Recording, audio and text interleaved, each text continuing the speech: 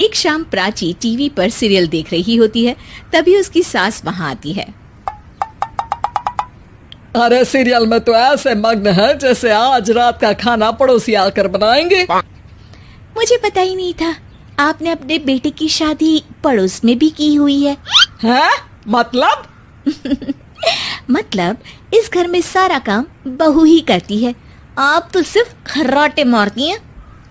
अच्छा जी, फिलहाल तो तुम आराम फरमा रही हो, चलो जाओ, ये मेरे टीवी देखने का समय है। आहा, इसीलिए मुझे भगाया जा रहा है। सॉरी, अब तो बिल्कुल नहीं जाऊंगी।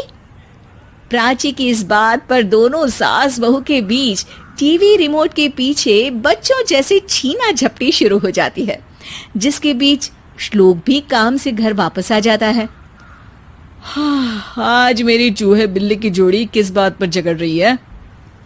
अरे तेरे बीवी मुझे टीवी ही नहीं देखने दे रही। अरे तुम्हारी मम्मी मुझे खाना बनाने के लिए फोर्स कर रही है। अरे वाह, ऐसे बेतुके रीजन पर तो बच्चे भी झगड़ा नहीं करते। अरे मुझे कुछ मत बोल, सब इसने ही शुरू किया है। हाँ हाँ, जैसे आप तो बहुत दूध की धूली है ना। अरे बस, दोनों चुप। प्राची जाओ, खाने की तैयारी करो। और माँ तुम छोड़ो, तुम्हें क्या बोलूं, शांति से अपना सीरियल देखो, मुझे दोबारा लड़ने की आवाज सुनाई नहीं देनी चाहिए। ऐसा बोलकर श्लोक वहां से चला जाता है, जिसके पीछे पीछे प्राची भी कुछ न कुछ बड़बड़ाते हुए रसोई में चली जाती है। हाँ हाँ, सासू जी को तो कुछ बोलेंगे ही नहीं, बस मुझ पर ही हुक्म चलता है, खाना बनाओ, जैसे मैं इनके घर में खाना बनाने के लिए आई हूँ।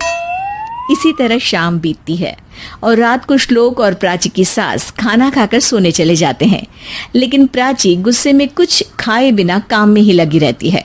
इस घर में किसी को घंटा फिक्र नहीं पड़ता, मैं खाऊं या भूखी रहूं।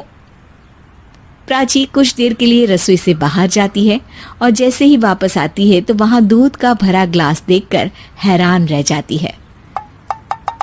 फिक्र पूरी है, बस दिखाना नहीं है। प्राची दूध पीकर सोने चली जाती है और अगली सुबह एक बार फिर सास बहू का कार्टून नेटवर्क स्टार्ट हो जाता है। ये तुमने ही किया है। अरे अजीब जबरदस्ती है, मैं बोल रही हूँ मैंने कुछ नहीं किया। दोनों ने मिलकर पूरे घर को पागल खाना बनाया हुआ है। यहाँ कोई नॉर्मल इंसान तो रह ही नहीं सकता, इसीलिए अब पड़ोसी क्या रिश्तेदार भी घर आने से कतराते हैं। और सुन बेटे, तू भी चंगा, तेरी माँ भी चंगी, तेरी बीवी भी चंगी, रिश्तेदार। हाँ जी, आपको नहीं पता क्या, गंगाधर ही शक्तिमान है, रिश्तेदार ही। हाँ हाँ, बस समझ गया।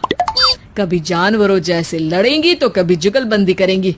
भाई मैं आप दोनों के बीच में नहीं फंसना चाहता। सास बहू की इस मन मौजी जोड़ी से परेशान होकर श्लोक अपना सिर खुजलाता वहां से चला जाता है। चलो अब मैं भी कीर्तन में जा रही हूँ।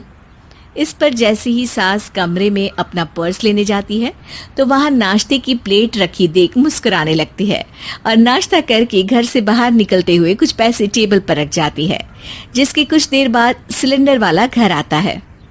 ओ मुरी मैया, मैं सिलेंडर के बारे में तो बिल्कुल भूल ही गई थी।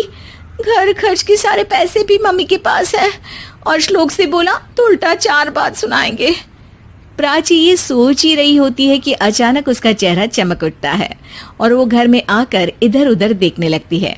तभी उसकी नजर टेबल पर रखे पैसों पर पड़ती है, जिन्हें वो सिलेंडर वाले को दे देती है। ये सब श्लोक देख लेता है।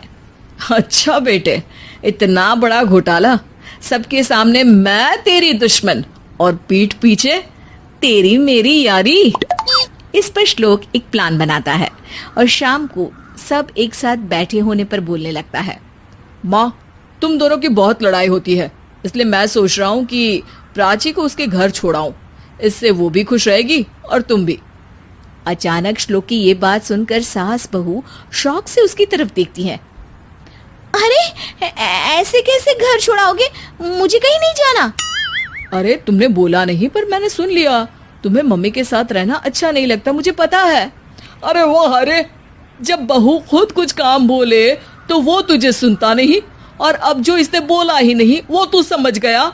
जब उसे नहीं जाना तो फिर जबरदस्ती क्यों कर रहा है? अच्छा, फिर आपको मौसी के घर छोड़ाता हूँ। बस अब आप दोनों एक घर में